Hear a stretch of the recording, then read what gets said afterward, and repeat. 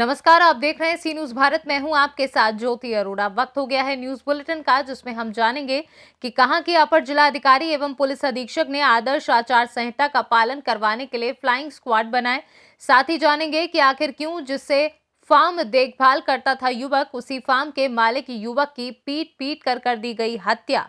इन सभी खबरों को जानेंगे विस्तार से, तो आइए नजर डालते हैं इस वक्त की बड़ी खबरों पे। पूरे प्रदेश में आदर्श आचार संहिता लागू हो गई है। इसी क्रम में जनपद भदोई के जिला निर्वाचन अधिकारी, जिलाधिकारी, अपर जिलाधिकारी एवं पुलिस अधीक्षक ने प्रेस कॉन्फ्रेंस के माध्यम से जानकारी दी कि अब जिले में आदर्श आचार संहिता का पालन करवाया जाएगा, जिसके लिए फ्लाइंग स्क्वाड बनाए गए हैं। जिलाधिकारी ने कहा कि अब जितने भी पोस्टर बैनर हैं वे सब 48 घंटे के अंदर हटवा दिए जाएंगे तथा अब कोई नई योजना शुरू नहीं होगी, किंतु जो योजनाएं पहले से ही संचालित हैं वे कार्यरत रहेंगी। पहलू हैं, किंतु जो उसमें सबसे प्रमुख और सबसे पहले जो कार्य किया जाता है वो ये कि कोई भी गवर्नमेंट बिल्डिंग पे किसी भी प्रकार के पॉलिटिकल पार्टी या किसी भी राजनेता या किसी सरकारी कार्यक्रम इत्यादि के संबंध में कोई पोस्टर बैनर नहीं लगाए जाएंगे, और जो लगे हुए हैं उसको तत्काल हटाने के लिए हमारे सभी मजिस्ट्रेट्स और पुलिस बल फील्ड में काम कर रहे हैं। ये जो गवर्नमेंट प्रॉपर्टी पे जितने बैनर पोस्टर इत्यादि हैं, ये अधिसूचना जारी होने के 24 घंटे के अंतर्गत हटाए जाने के निर्देश हैं, और उसमें हमारी टीम लगी हुई है। जो पब्लिक प्रॉपर्टी, सार्वजनिक संपत्ति जो होती है, उस पर किसी तरह के बैनर, पोस्टर, वॉल राइटिंग इत्यादि है तो उसको घोषणा के 48 घंटे में हटाए जाने के निर्देश हैं, और इसको भी हमारी टीम्स निरंतर कर रही हैं, जिसमें अध्यक्षता संबंधित एसडीएम, मजिस्ट्रेट और सीओ की है, और इसका सहयोग सभी नगरीय निकाय के ईओस और ग्रामीण क्षेत्र में पंचायती राज और ग्रामीण विकास के सचिव इत्यादि कर रहे हैं। प्राइवेट प्रॉपर्टी में भी किसी भी तरह का अनऑथराइज्ड पॉलिटिकल एडवर्टाइजमेंट नहीं लगाया जाएगा, और इसको भी 72 घंटे के अंतर्गत उतार दिया जाएगा। प्राइवेट प्रॉपर्टी में उस मकान स्वामी के कंसेंट के बाद ही कोई भी निर्वाचन संबंधी पैम्फलेट, पोस्टर, बैनर लगाया जाएगा, और उसका परमिशन संबंधित भवन स्वामी को आरओ से लेना होगा। इसके अतिरिक्त आप सबको पता है कि आदर्श आचार संहिता लागू होने के बाद कोई किसी भी नए योजना, कार्यक्रम का घोषणा नहीं किया जाएगा, कोई नए कार्य प्रारंभ नहीं किए जाएंगे, लेकिन जो कार्य ऑलरेडी चल रहे थे, जिनमें फंड्स जारी हो चुके थे, वो चलते रहेंगे। ऑफिशियल व्हीकल का यूज़ कोई भी पॉलिटिकल पार्टी या कैंडिडेट कैंपेनिंग या ट्रैवल इत्यादि के लिए नहीं यूज़ कर सकता है। सरकारी राजकोष पर जिसका भी असर पड़े, ऐसे कॉस्ट पर कोई भी एडवर्टाइजमेंट कोई पॉलिटिकल पार्टी नहीं निकाल सकती है। इसकी सख्त मॉनिटरिंग की जाएगी। एक्सपेंडिचर मॉनिटरिंग, यानी कि जो हमारे इलेक्शन संबंधी व्यय होता है, उसके लिए हमारी टीम्स गठित हो चुकी हैं और उस पर नज़र रखेंगी। इसके लिए फ्लाइंग स्क्वाड्स गठित किए गए हैं, जो 8-8 घंटे की शिफ्ट में 3 फ्लाइंग स्क्वाड्स एक विधानसभा में चलेंगी, और इसमें मैजिस्ट्रेट के साथ पुलिस बल भी रहेगा। भदोई से सीनू संवाददाता शिवशंकर की रिपोर्ट। बीते 3 दिनों से मौसम काफी खराब था। हल्की बरसात के साथ ही मौसम काफी सर्द हो गया था। मौसम वैज्ञानिकों ने भी ओलावृष्टि की आशंका जताई थी। इधर शनिवार देर शाम बारिश हुई और करीब 10 मिनट ओले गिरने से सड़क पर सफेद चादर सी ढक गई। अचानक ओले पड़ने से अफरा तफरी का माहौल बन गया। ग्रामीण इलाकों में ओलावृष्टि के कारण किसानों को काफी नुकसान हुआ है, जिससे फसल की उत्पादकता प्रभावित होगी। आलू की फसल में पानी भरने के कारण उसके सड़ने की आशंका है। बारिश और ओले पड़ने से सरसों की फसल जमींदोज हो गई है। इसे लेकर ग्रामीणों ने चिंता जताई है और सरकार से मुआवजे की मांग की है। मेरा नाम रामदत्त है। रामदत्त जी, कौन सा गांव है आपका? नगला चौबे। ये काई की फसल है आपकी? आलू की फसल। तो कैसे नुकसान क्या हुआ है? क्या ये बारिश भैया था और ओरो पर और आलू के ऊपर है कि पानी नहीं करे, वो झोलने के ऊपर है कि नुकसान हुआ। कितने बीघे का आलू होगा करीब? जी बैठे हो 7-8 बीघा आलू। तो अब क्या कितने का नुकसान हो गया? अब साथ जी तो अब गवर्नमेंट ही अंदाज लगा ले सा कितने को नुकसान हुए, जो सब मिटे गए जे। तो आपका नाम? अंशुल है मेरा। अंशुल, कल देर रात जो ओले गिरे, बारिश हुई, क्या परेशानी हुई और क्या दिक्कत? पहले तो मौसम कुछ वैसा हुआ था, डार्क हुआ था, उसके बाद तेज़ हवा चली, फिर उसके बाद ओले आए, फिर बारिश हुई, जिससे आलू में, सरसों में और जो अन्य गेहूँ वगैरह उसमें काफ़ी नुकसान है। आपकी काहे की फसल थी? मेरी गेहूँ की, उसकी आलू की और सरसों की फसल थी। तो क्या हुआ? उसमें ओलों से आलू खराब हो गया, आलू दिखने लगा है और टूट गया है सारा आलू। सरसों गिर पड़ी है और ओले से खराब हो गई है, टूट गई है सरसों। कर रहे हो ये? काट रहे हैं और क्या कर रहे हैं? कैसे, क्या मौसम कैसा हुआ, क्या हुआ? मौसम ठंडा है और क्या है? मौसम ठंडा हुआ है पूरी तरह से। तो क्या रात में बारिश और ओले वगैरह भी हुए? बारिश रात में भाई ओले ना पड़े। फिरोजाबाद से सीनू संवाददाता दीपक शर्मा की रिपोर्ट। कानपुर देहात के डेरापुर थाने में उस वक्त हड़कंप मच गया जब हतूमा गांव में एक युवक की पीट कर हत्या कर दी गई। युवक के परिजनों का आरोप है कि वह जिस फार्म की देखरेख करता था उसी फार्म के मालिक और अन्य 3 लोगों ने मिलकर उसकी हत्या की है। कानपुर देहात के थाना डेरापुर के हतूमा गांव के निवासी की पीट कर बेरहमी से हत्या के बाद पूरे इलाके में डर और दहशत का माहौल है। हतूमा गांव में उस वक्त सनसनी फैल गई जब खबर आई कि उनके गांव के निवासी पप्पू की पीट कर बेरहमी से हत्या हो गई। मृतक के परिजनों का आरोप है कि वजह फार्म कंपनी की देखरेख करते थे। उस फार्म कंपनी के मालिक ये षड्यंत्र के तहत कुछ साथियों के साथ मिलकर मौत के घाट उतार दिया है। जो घटना घटी थी वो कैसे घटना घटी थी? घटना ऐसे हमको मिली, मालूम कि रात में 12 बजे करीब हमको सूचना मिली है कि आवाज ऊपर से छत से लगाई कि तुम्हारे यहाँ भाई को के यहाँ मारा जा रहा है। कितने बजे आवाज लगाई? 12 बजे जी। और एक बाद जब हम लोग यहाँ आए हैं तो यहाँ जो ऐसे मरे धरे हमें लोगन का मिले। अच्छा, आपने देखा था? हाँ, हम लोगों ने देखा। किस किस जगह चोट थी? सर में यहाँ सब फूटा था, ये सब पूरी एकदम आँखी साखी सब निकली पड़ी थी, भेजा सब पता अलग। जी जी। आप मृतक के कौन है? भाई है। अच्छा, तो आपको किसी के ऊपर संदेह? हमें 3 आदमी भी संदेह है साहब, सत्यम और सरमन और पूरन चमार। कहाँ के? ये हतूमा के है। कौन है ये फार्म में एक मालिक हैं और 2 लोग ये जो है इनके घरेलू हैं। जी। फार्म में लगभग कब से काम कर रहे थे? 2 साल हो गई सर। जी। कुछ लोगों को गिरफ्तार भी करके ले गई है। हाँ, 3 आदमी गए हैं। और वहीं कुछ लोगों को, घर के परिजनों को डेड बॉडी देखने को भी नहीं मिली। हाँ, नहीं मिल पाई साहब, जबरदस्ती उठवा दी, जबरदस्ती 1 मिनट भी नहीं रुकने दी। कुछ कहा था? हमने कहा साहब की मिट्टी अभी मन ले जाओ, लेकिन जबरदस्ती उठवा ली मिट्टी।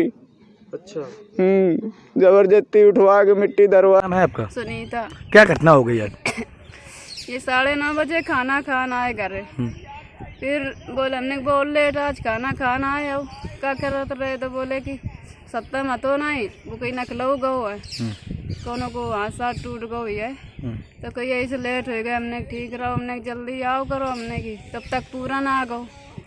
पूरन बोलो पप्पू कहीं चाबी देवा, सत्तम मंगा रहो, तो उनने हमने कही देखो पूरन आओ, हमने चाबी दे दो, तो इन्हें चाबी दी है। फिर चले आए खाना खा के, फिर ये 10 बजे आए हैं। इतने जल्दी सत्तम ने क्लोज लौट आओ। अच्छा, ये बताओ, ये आपको जानकारी कैसे मिली घटना की?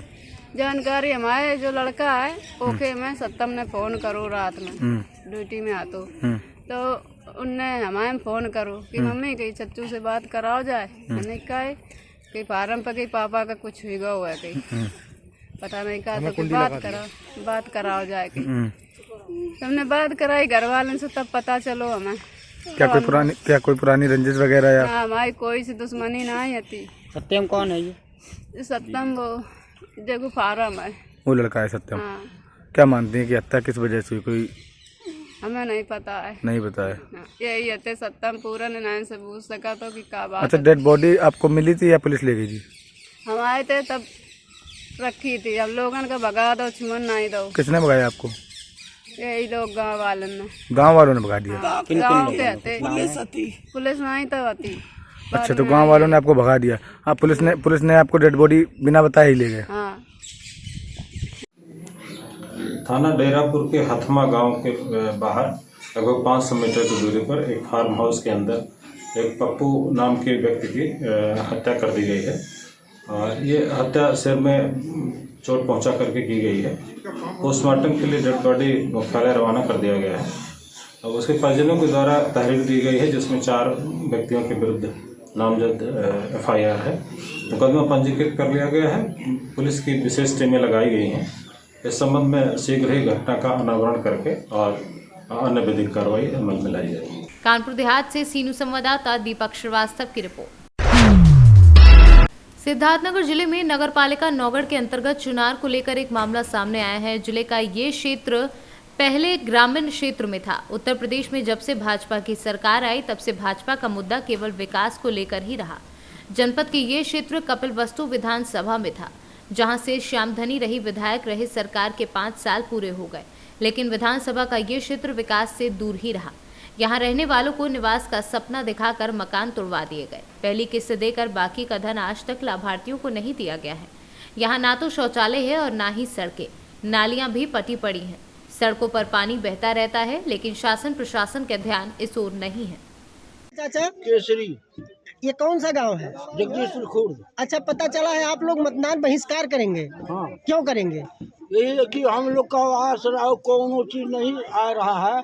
और घर हमारा तुड़वा के गवर्नमेंट छोड़ दिया, जनता छोड़ दिया। पाल सिंह के लगे गए, उनके अवकाना पर उनके विधायक जी के लगे गए।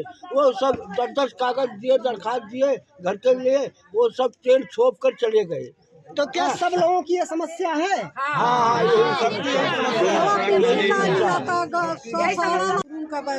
जो सब महिलाएं बोल रही हैं और जो कुछ हमारे भाइयों ने, चाचाओं ने बोले हैं, बस हम यही हाथ जोड़ के निवेदन करेंगे सरकार से कि हमारी मांगे पूरी हो। क्या मांगे हैं आपकी? क्या मांगे? आवास का हम लोग कागज भरे, उसका पैसा नहीं आया। पे खाने का दिक्कत है, उसका भी नहीं कुछ हुआ। हमारा घर चू रहा है पूरा पानी से, उसके लिए भी सरकार कुछ नहीं कर रही है। जब आ रही है, रोड नहीं सही है, बच्चे लोग स्कूल जा नहीं पा रहे हैं।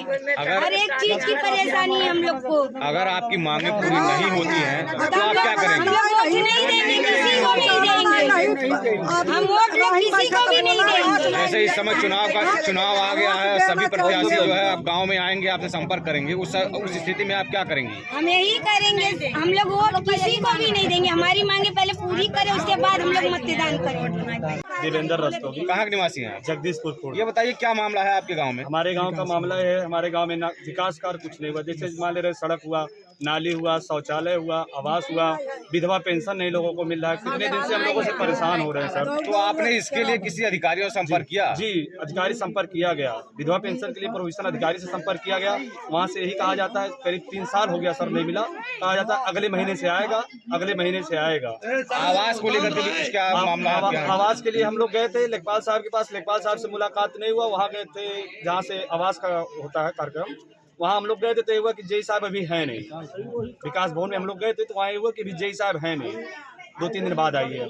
अभी आप क्या मालूम पड़ा है कि चुनाव का बहिष्कार नहीं, बहिष्कार करें। अगर सर नहीं आवास मिलेगा और रोड सड़क नाली अगर नहीं बनेगा तो हम लोग आपकी बारी मतदान नहीं करेंगे। जैसे चुनाव आ गया है, इस संबंध में तमाम प्रत्याशी अगर आपके घर दरवाजे पे आ रहे हैं तो क्या आप उनसे क्या मांग कर रहे हैं? क्या मांग है सर?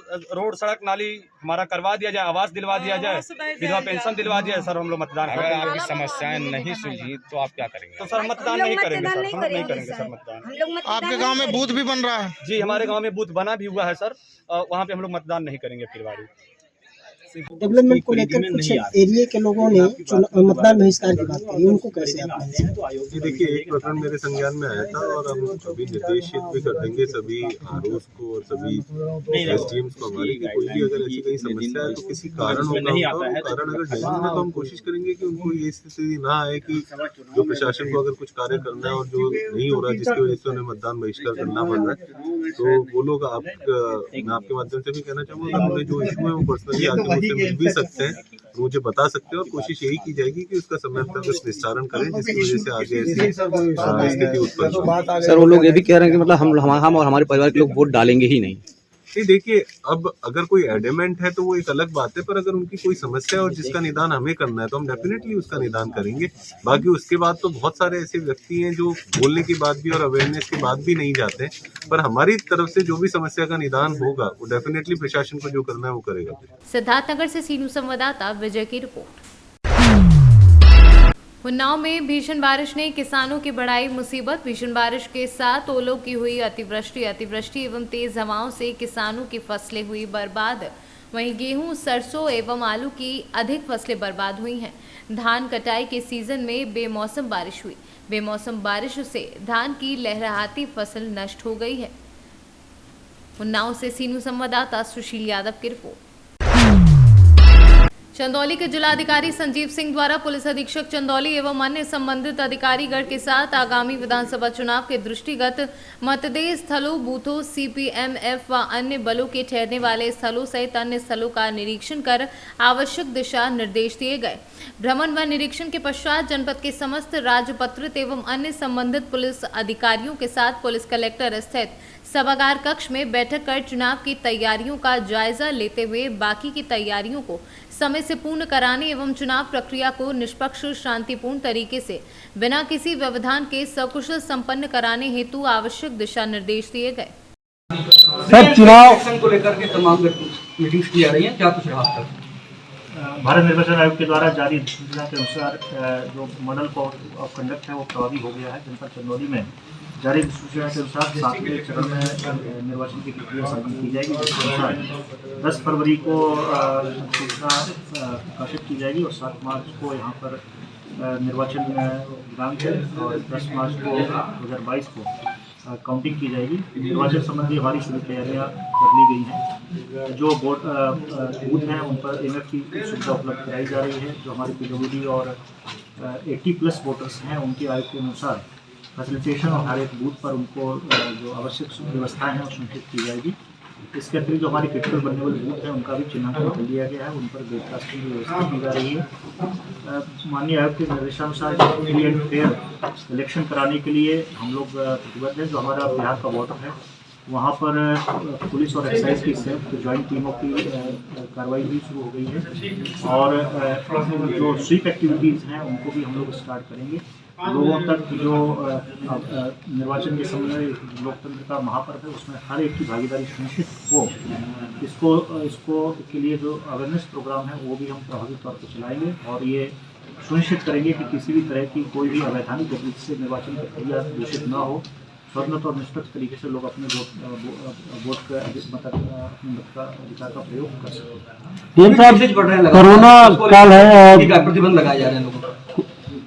जैसा माननीय आयोग का निर्देश है कि 15 जनवरी तक किसी भी तरह की रैली, नुक्कड़ सभा, कोई भी कार्यक्रम या प्रचार नहीं किया जाएगा, उसका हम लोग अनुपालन सुनिश्चित करा रहे हैं। इसके अतिरिक्त निर्वाचन संबंधी जो भी प्रक्रिया है उसमें कोविड अप्रोप्रिएट जो बिहेवियर है उस सभी का अनुपालन सुनिश्चित कराया जाएगा। इसके अतिरिक्त जो हमारा ट्रेनिंग हो, चाहे पोलिंग पार्टी का डिस्पैच हो या उनकी वापसी हो या फिर बूथ हो, उन सब पर जो मानक है, मानक के अनुसार सामग्री की उपलब्धता और साथ ही साथ उसका अनुपालन हम लोग सुनिश्चित कराएंगे और कोविड की गाइडलाइन का अनुपालन सुनिश्चित किया जाएगा। चंदौली से सीनू संवाददाता सुमित सिंह की रिपोर्ट। उत्तर प्रदेश के जनपद हापुड़ के सिटी कोतवाली क्षेत्र के बुलंदशहर रोड स्थित सरकार के द्वारा जल निगम प्लांट लगाया जा रहा है, जिसके द्वारा लोगों को पानी की सप्लाई कर जरूरत को पूरा कराया जाएगा। वहीं इस प्लांट बनाने की वजह से 200 से 250 एकड़ जमीन में बारिश का पानी ढांग टूटने की वजह से भर गया है, जहां किसान की फसल बर्बादी की कगार पर आ गई है। इसका दोषी किसान प्लांट बनाने वाले कर्मचारी को मानते हैं। जहाँ शहर का पानी नाले के द्वारा आ रहा था, उसको प्लांट के कर्मचारियों के द्वारा रोका गया था। पानी की इतनी तादाद होने पर नाले की ढाक टूट गई, जिससे खेतों में पानी भर गया। जहां किसानों ने खेतों में पानी भरने पर बर्बाद फसल को हो जाने पर मुआवजे की मांग की है। क्या नाम है आपका? ओमवीर सिंह, सनु तेजपाल सिंह। तो अभी खेती का नुकसान बताया जा रहा है, यहाँ पे कितना नुकसान है? साहब यहाँ ये मेरा तो तीसरी बार का माजरा है। जब से ये प्लांट बन रहा है, इससे पानी की जो निकासी पूरी नहीं हो पाई है और ये पानी दाएं बाएं को भगा है। यहाँ सभी किसानों की फसल नष्ट हो गई है, पानी भरे पड़े हैं और इंजन लगा कर पानी निकाला जा रहा है। तो कितना नुकसान है? करीब कम से कम 200-250 एकड़ जमीन में नुकसान है। जो काम चल रहा है किस उस पर चल रहा है? ये प्लांट की वजह है साहब। जब पानी नहीं निकल पाया तो पानी दाएं बाएं फूटा। तो इसमें किसको दोषी मानते हो? प्लांट को मानते हैं साहब। क्या नाम है आपका? मेरा नाम कैलाशवती है। जो पति का नाम मुकेश कुमार है। शिवगढ़ी हापुड़ के रहने वाले हैं। हमारे खेत है यहाँ पे, हमारे खेतों में बहुत पानी भर गया है, बहुत नुकसान है। वहाँ पे बारिश पड़ी है, बारिश की वजह से नाला अट गया है, यहाँ पे प्लांट बन रहा है, पानी रुक गया है। वहाँ कट्टे लगा रखे मिस्त्रियों ने और पानी उसकी वजह से पानी रुक गया, तो नाले में कबाड़ रुक गए, वहाँ ढांग टूट गई नाले ने और पानी सारा खेतों में आया, हमारी सारी फसल नष्ट हो गई है। बहुत नुकसान हुआ, सब किसानों का, अड़ोस पड़ोस सबका नुकसान हो गया हमारा। लगभग कितना नुकसान हुआ खेती? हमारा कम से कम 25-30 बीघे तो जमीन आलू का नाश हुआ है और किसान भाइयों के सबके। इसमें किसको दोषी मानते हैं? इसमें हम मोदी को मानते हैं। नाम है आपका? मेरा नाम मुंशीलाल कश्यप। क्या हुआ जी आपके साथ? कभी हमारे साथ में ये होया जी कि जिन्होंने जो ये जल प्लांट बना रहे हैं, इन्होंने नाले में रोका लगा दिया, कट्टे लगा दिए, उससे पानी हमारा सारा खेतों में आ गया। अब उससे हमारी फसल कम से कम यहाँ 50 बीघे एकड़ सब किसानों की ख़त्म है, 50 एकड़ ज़मीन। तो लगभग कितना नुकसान हुआ आपका? लगभग करीबन नुकसान मेरे अंदाजे में अरबों रुपए का है। करोड़ों में क्या हो रहा है, अरबों रुपए का नुकसान है। यहाँ से कम से कम 50-60 बीघे एकड़ जमीन सारी डूब चुकी है। हापुड़ से सीनू संवाददाता रुस्तम सिंह की रिपोर्ट। जौनपुर में शहर कोतवाली पुलिस स्क्वाड और सर्विलांस की संयुक्त टीम ने 2 शातिर अंतर जनपदीय चोरों को गिरफ्तार किया है। इनके कब्जे से चोरी की 2 बोलेरो, 46 मोबाइल फोन, तमंचा, कारतूस, जीन्स पैंट, मिक्सी, नकदी व अन्य सामान बरामद किए हैं। पुलिस अधीक्षक जौनपुर महोदय द्वारा अपराधियों की धरपकड़ हेतु एक रात विशेष अभियान चलाया गया, जिसमें कोतवाली पुलिस को भारी सफलता प्राप्त हुई है। कोतवाली स्वाद प्रभारी और सर्विलांस की टीम कंबाइंड रूप से एक जगह चेकिंग कर रहे थे, उसी में एक साथी चोर पकड़ा गया। जो बोलेरो में जो चोरी की बोलेरो थी और उसमें भारी मात्रा में सामान था। उसके साथ जब पूछताछ की गई कड़ाई से, तो उसने बताया कि एक बोलेरो और जो कि आजमगढ़ से चोरी की हुई है, वो भी हम बरामद करा सकते हैं। तो सिपाह थाना क्षेत्र कोतवाली से 2 बोलेरो, 46 मोबाइल और इलेक्ट्रिक की बहुत सारे सामान, तमंचा और कुछ पैसे और अन्य भारी मात्रा में सामान बरामद हुए। ये चोर जो है साथी चोर हैं। ये गैंग करीब 6-7 लोगों का है, जिसमें 2 गिरफ्तार हुए हैं। अन्य चोरों की गिरफ्तारी के लिए प्रयास किए जा रहे हैं और ये गैंग अंतर जनपदीय गैंग है। अन्य विधिक कार्रवाई की जा रही है। किसके जनपद में आता है? ये मुख्यतः आजमगढ़, सुल्तानपुर और जौनपुर में ये क्राइम करते हैं। बरदा थाना क्षेत्र के रहने वाले हैं और बरदा से ही एक मोबाइल चोरी किए हैं, कुछ बनारस से मोबाइल चोरी किए हैं और कुछ अन्य जनपद से भी किए हैं। तो ये अंतर जनपदीय गैंग है। किस तरह से ये घटना को अंजाम देते हैं? ये रात में निकलते थे और पहले रैकी करते थे। रैकी करने के बाद दुकान को और जो गाड़ी बाहर खड़ी रहती थी उसको टारगेट करते थे। इसी क्रम में 2 बोलेरो, 46 मोबाइल और अन्य इलेक्ट्रिक की सामान भारी मात्रा में बरामद।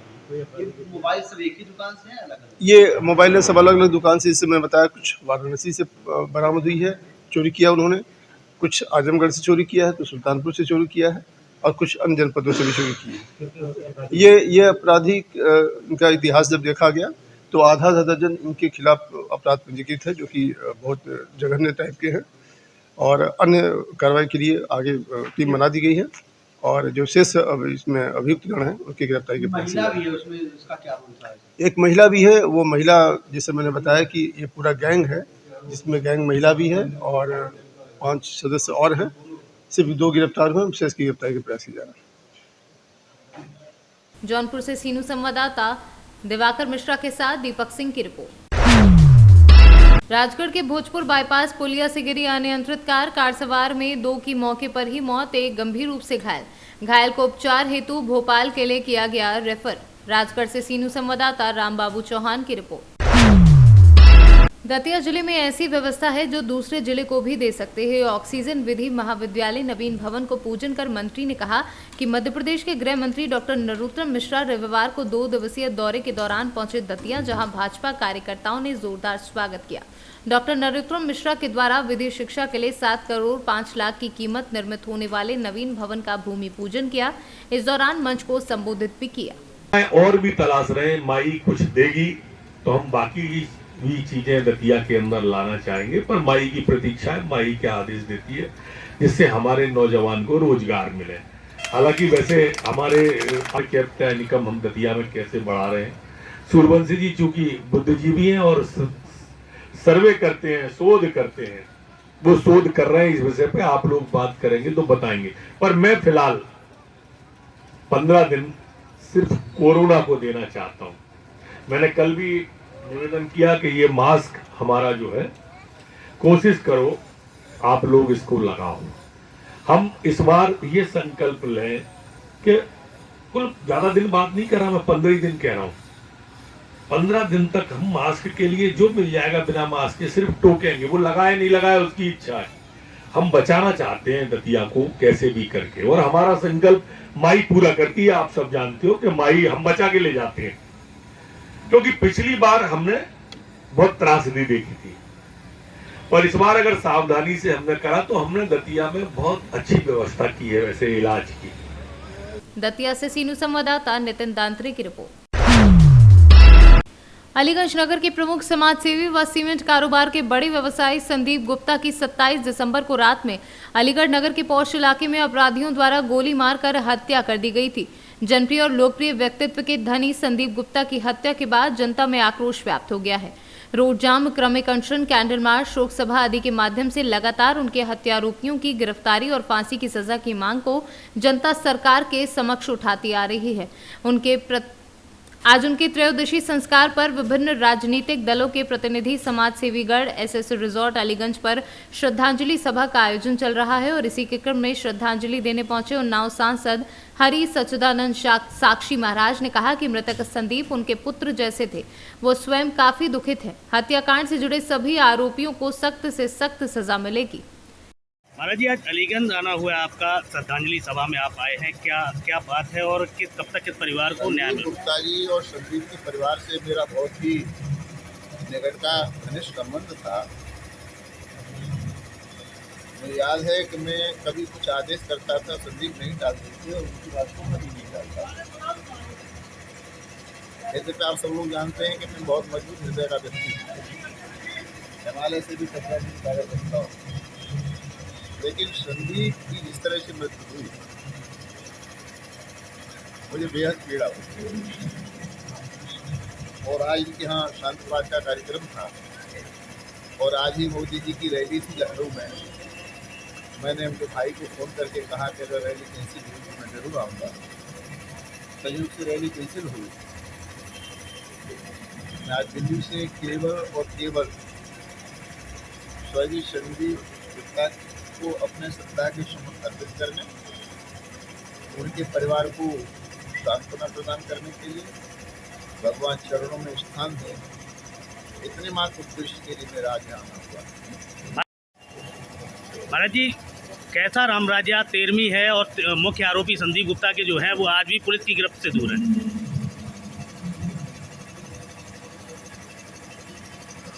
लगभग 1 दर्जन लोगों को गिरफ्तार किया जा चुका है और तत्काल केस को खोल लिया गया था। 24 घंटे भी नहीं लगे थे। सरकार की नीति पर आप लोगों को प्रश्न नहीं खड़ा करना चाहिए, क्योंकि वो मेरा भी पुत्रवत था। मैं भी डीजी, एडीजी, डीआईजी, मुख्यमंत्री सबके संपर्क में हूँ और जो भी दोषी हैं उन्हें किसी कीमत पर क्षमा नहीं किया जा सकता, वो दंडित किए जाएंगे और ईश्वर की अदालत तो सबसे बड़ी होती है। एटा से सीनू संवाददाता अशोक गुप्ता की रिपोर्ट। थाना क्षेत्र के भूपट्टी गांव स्थित नहर के किनारे एक तालाब में रविवार सुबह एक शव देखा गया। शव मिलने के बाद जंगल में लगी आग की तरह फैल गई। खबर फैलते ही घटनास्थल पर लोगों की भीड़भाड़ इकट्ठा हो गई। इसकी सूचना पुलिस को दी गई। पुलिस घटनास्थल पर पहुंचकर शव को कब्जे में लेकर पोस्टमार्टम के लिए भेज दिया गया है। गौरतलब है कि बरुआर गांव के 50 वर्षीय कुशनदेव साहनी भूपट्टी गांव स्थित अपने जीजा दिलचंद सहनी की यहां रहकर मछली व्यापार करता था, जो विगत बुधवार की रात को भूपट्टी गांव से लापता हो गया, जिसकी तलाश परिजनों ने अपने स्तर नेपाल व आसपास के क्षेत्र में की। इसके बावजूद भी तलाशी के दरमियान कोई सुराग नहीं मिला। इस बाबत मृतक किशुनदेव सहनी के पत्नी रीता देवी के द्वारा स्थानीय थाना में पूर्व के जमीनी रंजिश के शक के आधार पर बरुआर गांव के ही राम नारायण सहनी के विरुद्ध अपहरण करने का आरोप लगाते हुए आवेदन दिया था और 5 दिनों के बाद भूपट्टी गांव स्थित मृतक के जीजा के तालाब से ही शव बरामद हुआ है। हमरा कौड़ो बरुआर में दुश्मनी ककरो से नहीं छले आ तो कौड़ो बरुआर जेबे पूछबे किशुन सनी से कृष्णदेव सनी से कोई कहते नहीं एकरा दुनू भाई से एबे नहीं हमरा से कोर्स झगड़ा में भेले जमीन के मैटर भेले दूसरा दिन कथि है तो और के दिखा देबो ये सब कौन बोला दिखा देंगे? ये कृष्णदेव सनी सुलेंद्र सनी कहाँ के हैं वो? ये बरुआर का मेरा घर का है पड़ोसी। अच्छा, तो ये तुम्हारे पापा को कब किडनैप किया गया था? मेरा पापा के किया है ये 5 तारीख को। 5 तारीख को किडनैप किया गया? हाँ रात में। कहाँ से किडनैप किया है? यहाँ से किया था। मेरा फूफा है ना मेरा फूफा हेचरी चला रहा था। हेचरी चलाते हैं? चला रहा था। बोल रहे थे हमारे पापा के एन लेके थे हम पापा रह गए हम कल के ठीक है। कितना तारीख को किडनैप हुआ था? ये हुआ आपको 5 तारीख का। 5 तारीख को कब? 7:30 बजे रात में। 7:30 बजे रात में? 7:30 बजे रात में गाड़ी बरुआर 8 बजे 8:30 बजे बरुआर आएगा थे। तो हम बालू गिरा रहे थे बालू गिरा के हमें बोले भोकर रे जो भतीजा बालू गिरा के आकर तो हम बालू गिरवा चल गए बालू गिरा के लिए तो हम मुखिया जी लायक ताप लगे तो हम कहने गए हमारे पप्पा पकड़ा ले कि कथी भे मर देख लिए हम आते गाड़ी के तलाश के लिए हम बैठ के आएंगे ताप लगे फिर घर पे लिए खाना खेलिए तब फोन एले फिर बुआ किसुन गला तो हम कहले कहाँ हम पापा नहीं है तब हम तबियत से हम घूमने लगलिए तब अकरा घर लगलिए न सुलेंद्र सनी रहे नहीं अकर मनोज सनी रहे नकटा सनी के लड़का इन्हें कतो नहीं मिल रहे हमरा। अच्छा उसके बाद क्या आवेदन थाना में? आवेदन सर थाना में दिलिए 10 बार लिख के दिल के नहीं ले छले। एक भाई के दिलिए तुरंत ला लेके मगर है हाथ क्या आदमी के है देखो सूरज सनी के है उसके पिता का नाम क्या है? सूरज सनी के पिता का नाम स्वर्गीय कामेश्वर सनी हुआ। और उसके बाद और कौन? वो इसका कृष्णदेव सनी राम नारायण सनी है इसका पिता का नाम है स्वर्गीय कामेश्वर सनी है। और इसके बाद है ये क्या नाम है राम कुमार पिता का नाम है स्वर्गीय कामेश्वर सनी हुआ। अच्छा इन्हीं लोगों ने तुम्हारे पिता को? सुलेंद्र सनी है इसका। इन्हीं लोगों ने तुम्हारे पिता को उठाया था? यही किया एक बरुआर का मनोज है मनोज है मेरा पापा के कोर्ट से पाछू लग गया है।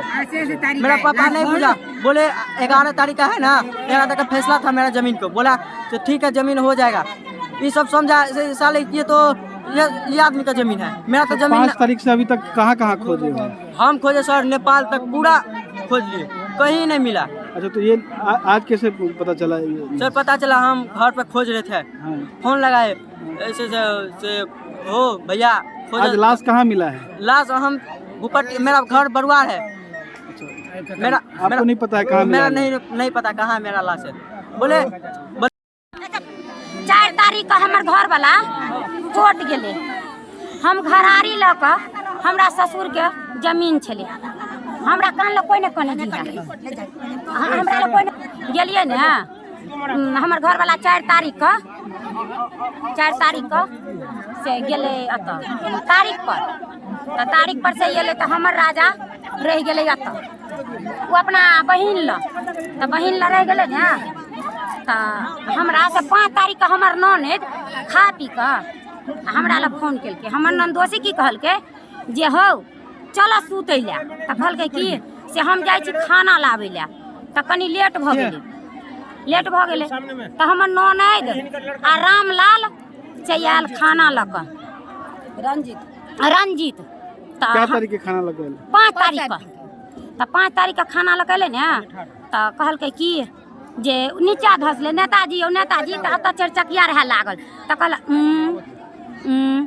ताले में गेले हमर दीदी खा के रख देलकै बौआ रहो की सुन ये घर वाला के उठबै की सुन कहाँ है तो कहलकै कि जे बोलू जे गेला खा के ले तो नहीं है घूरे ला छै तो बौआ के देखलकै चप्पल चादर तो हमरा ला फोन केलकै कि जे कनिया ये जे बौआ गेल ग तो हम कहलिए दीदी जे कहाँ आयल ग जे हमरा बेटी और कहने चल हमर काजल बेटी जे अथी मम्मी के बड़ मन खराब है से ट्रैक्टर से धल का से मम्मी के बड़ मन खराब आब ना दवाई ले तो दी मम्मी के दवाई से आनि कर से कहलके तो हम कहलिए भ सके आबैत हेतै हमर राजा तो कहूँ हेतै से सुति रहल भिन हम अपना दियोर ला फोन केलिए जे बौआ ये भैया आबै है से देखियो तो भैया ला फोन धराउ तो मोबाइल स्विच ऑफ तब भ गेलै तब नहीं जे भेटले तो सब ताकि लेलकै तो हमहूँ और एलिए ताकऽ बौंसी एलिए ताकऽ तो हम राजा के ताकि कऽ गेली तो नहीं भेटल। आ ओहो से तो ई की कहलकै हमरा हाट पर बतियलिए कि वही दिन के 5 तारीख के दिन में साँझ में 5 बजे से कतऽ छियै काजल में आइए तो हम कहलिए की आए तो कतऽ छियै तो डर से हम नहीं कहलिए राजा के से हम हाट बाजार करै छियै। हम कहलिए कि जे अतऽ गाम घर में छियै तो बड़ा घटने वाला रात में तो रात में जो घटना भेले अतऽ से राजा के उठा लेलकै राजा नहीं भेटली। हम दिन में हम की करिए 11 तारीख के चले थी 11 तारीख को हमरा जे तारीख छाल केस वाला बहस 5 तारीख के जब उठा लेला घर वाला के पता चला जे एठमा नहीं छै की भेल छल। हमर घर वाला माछ के बिजनेस करे छले तो कहलकै दोनों सारे बहने करो कहले भाई गरीब है राख ले छी भाई के राख लेलिए भाई के अपन रखे छलिए तो खेबा खर्चा हर चीज दे छलिए पैसा कौड़ी सब चीज दे छलिए भाई के।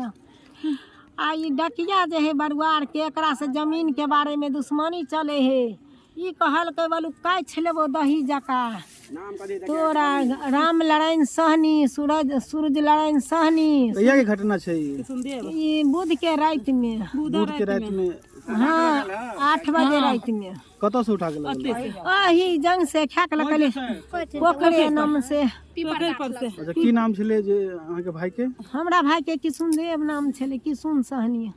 अच्छा की करे छले काम तो ई किछो नहीं करे छले जाल ताल फेंके छले माछ जा त माछ के बिजनेस खोलने लके 17 तार खोलने छले तो वो तो भाई के कहे छले गरीब है तो भाई के सहायता करे छलिए तो रखने छलिए भाई के दुश्मनी छले एकरा से घराड़ी मंगल दिना फैसला होते जमीन के मंगल के फैसला होते आ वही मंगल के गेल छलेगा तो ये ले तो हमरा पास बुध दिन उठल के अहाँ थाना में आवेदन देन छली थाना में बिहान में गेलिए रात भर दिन ताकलिए नहीं कतौ भेटले तो साँझ में गेलिए आवेदन नहीं ले तो आई लाश भेटले आई भेट रात में कत लाश भेटले ना काल ताकल के जाल ल कत किहो नहीं छले पोखर में कतौ नहीं आ रात में भिनसर में छले गई थी 10-11 बजे में बरुआर जाई छली त हम ही कहल के कथी उगल है कात में तो हम कहले मामा हौ मामा गरीब बड़ हई तो हमर सहोदरा भाई डकिया बुध दिन 4 फेरा मारलक भैंस चरबै छेठी ना हम कहले कहियो नहीं से किया 4 फेरा मारलक। की नाम छले डकिया के राम लड़ाइन सहनी अच्छा कत के छै बरुआर के डाक छले आदमी है ना और ककरो पर शक शोभा जे चारों भाई और ककरा दिए यहाँ चारों भाई से दुश्मनी चले है चारों भाई के नाम ओकरा राम लड़ाइन सहनी डकिया अथी सूरज नारायण सहनी सुनिंदर सहनी यह सब है। अच्छा आहाँ के शक है यह मरल के भैया जमीन के फैसला हेते बीच में एना किरदानी केल के मंगल दिन फैसला बाबू कागज द गेले पैसा द कहलकै मामा की मंगल दिन हमरा फैसला भ जेतै भाई निसाब करियो ना ये बाबू भैया साहब 3टा बेटी है 1टा बेटा है गरीब सुतो के डर नहीं है यो सरकार यो कहता भेजबै यो नहीं लोग देखा होगा तो हल्ला किया होगा। हम मधुबनी जा रहे थे हम राजनगर से वापस क्या चाहते हैं क्या चाहते हैं हम चाहते हैं नहीं इनका 4 बच्चा है पत्नी है उसका कम से कम भरण पोषण दोषी जो हत्यारा है उससे उस गरीब बच्चे को उसके पत्नी को बेटी को कैसे निर्वाह हो कि कैसे पालन हो कैसे शादी विवाह हो उस हत्यारा से दिलवाना चाहिए। और दूसरी नंबर इंदिरा आवास का पैसा मिला हुआ था और वो इंदिरा आवास का घर उसको नहीं बनने दे रहा है वो हत्यारा आज तक घर नहीं बनाने देता पन्नी टांग करके लोग रह रहा है। अच्छा पूरे आदमी सभी का नाम बताइए उनके पिताजी का नाम क्या है जो मरा है स्वर्गीय कामेश्वर सहनी भूपट्टी के मनोज सहनी चारों भाई है परिवार का 7 आदमी वही मना 6 आदमी है 6 आदमी में स्वामी मधुबनी से सीनू संवाददाता अनिल कुमार चौधरी की रिपोर्ट। आम आदमी पार्टी से सिसवा विधानसभा 317 के प्रत्याशी रामकुमार पटेल ने निचलौल में प्रेस कॉन्फ्रेंस की और कहा कि जनता ने मुझे मौका दिया तो नगर पंचायत निचलौल को नगर पालिका बनाऊंगा, ठूठीबारी को नगर पंचायत का दर्जा दिलाऊंगा, सिसवा को तहसील बनाऊंगा। पार्टी के संदर्भ में, पार्टी के नीतियों और कार्यों के संदर्भ में, जिसको आधार बना करके आम आदमी पार्टी उत्तर प्रदेश में चुनाव लड़ने के लिए आई है, उसी के संदर्भ में हम मीडिया के माध्यम से अपनी बातों को जनता तक पहुंचाना चाहते हैं। क्या बातें हैं आप, क्या जो कहना चाहते हैं समाज से और मीडिया से? सबसे पहली बात है कि आम आदमी पार्टी का जो काम करने का तरीका है, सबसे पहले आम आदमी पार्टी जब भी कहीं भी सत्ता पे आती है या फिर शासन व्यवस्था में आती है तो शासन में व्याप्त जो भ्रष्टाचार है उस भ्रष्टाचार पे वो काम करती है। भ्रष्टाचार के खिलाफ काम करते हुए एक बेहतर प्रशासन पूरी जनता के लिए उपलब्ध कराती है। उसके बाद जो दूसरा बिंदु होता है आम आदमी पार्टी का, वह जनता के मौलिक जो ज़रूरतें होती हैं, जो बुनियादी ज़रूरतें होती हैं, उस पर काम करती है। जिस भी ज़रूरतों के लिए हमने दिल्ली में काम किया है, शिक्षा पे काम किया, हमने स्वास्थ्य पे काम किया है, बिजली पे काम किया है, वहाँ हर गलियों में CCTV कैमरा लगाया है, महिलाओं की बस यात्रा फ्री की है, वृद्ध जनों के लिए हमने तीर्थ यात्रा की योजना चलाई है। इन सारी योजनाओं को लेकर के भी हम उत्तर प्रदेश के चुनाव में आए हैं और आम आदमी पार्टी उत्तर प्रदेश के चुनाव में घोषणा की है कि अगर उत्तर प्रदेश में हमारी सरकार बनती है तो सबसे पहले हम यूपी के रहने वाले लोगों को 300 यूनिट बिजली फ्री देंगे।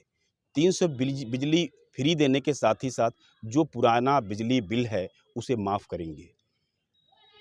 कृषि कार्यों के लिए जो भी बिजली किसानों के द्वारा खर्च की जाएगी उसका कोई भी मूल्य उन्हें भुगतान करना नहीं होगा और 24 घंटे हम उन्हें बिजली देंगे।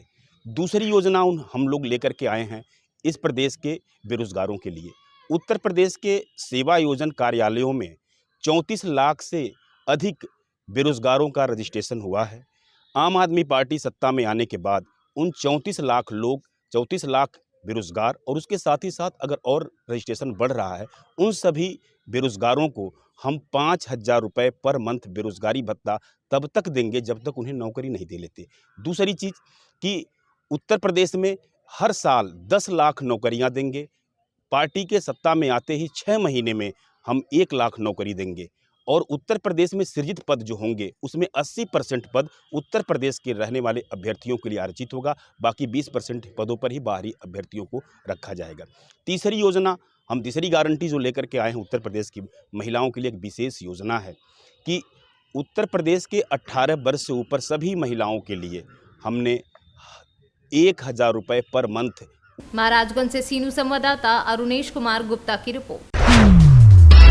समूचे देश के साथ महोबा में भी गुरु गोविंद सिंह की 356वीं जयंती बड़े ही धूमधाम से मनाई गई। शहर में स्थित गुरुद्वारे में हजारों भक्तों ने गुरु गोविंद सिंह के सामने माथा टेक देश की सुख समृद्धि और खुशहाली की कामना की।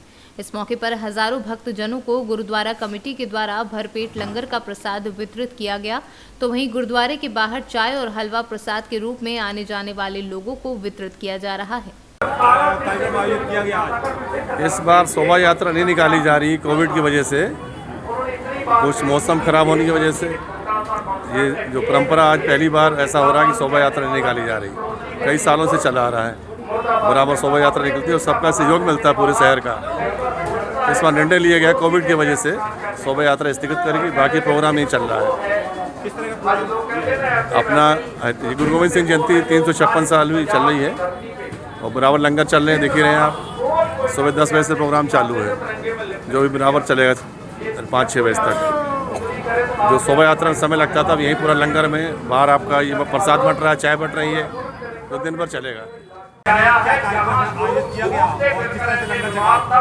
आज हम लोग आए हैं महोबा में गुरुद्वारे में। यहाँ पे लंगर चल रहे हैं बहुत जोर शोर से। आज हम लोग के 10वें गुरु गोविंद सिंह जी का प्रकाश पर्व है। मैं पहले तो सारे नगरवासियों को इसकी बहुत बहुत बधाई देता हूँ। उसके बाद मैं कुछ उनके बारे में बोलना चाहूँगा कि उन्होंने समस्त मानवता के लिए एक मिसाल दी थी और उसी को आज हम लोग निभाने के लिए यहाँ आए हैं, उनका बढ़ाने के लिए आए हैं, बड़े मनाने के लिए आए हैं। और तो और उनके बारे में सबको जितना बताया जा सके उतना भी कम है, लेकिन मैं फिर भी बताना चाहूँगा कि सबको आज के दिन गुरुद्वारे आना चाहिए और माथा टेक के उनकी ब्लेसिंग्स लेनी चाहिए। शुक्रिया। हमारा नाम कवलप्रीत सिंह है, हम छतरपुर से आए। महोबा से सीनू संवाददाता राहुल कश्यप की रिपोर्ट।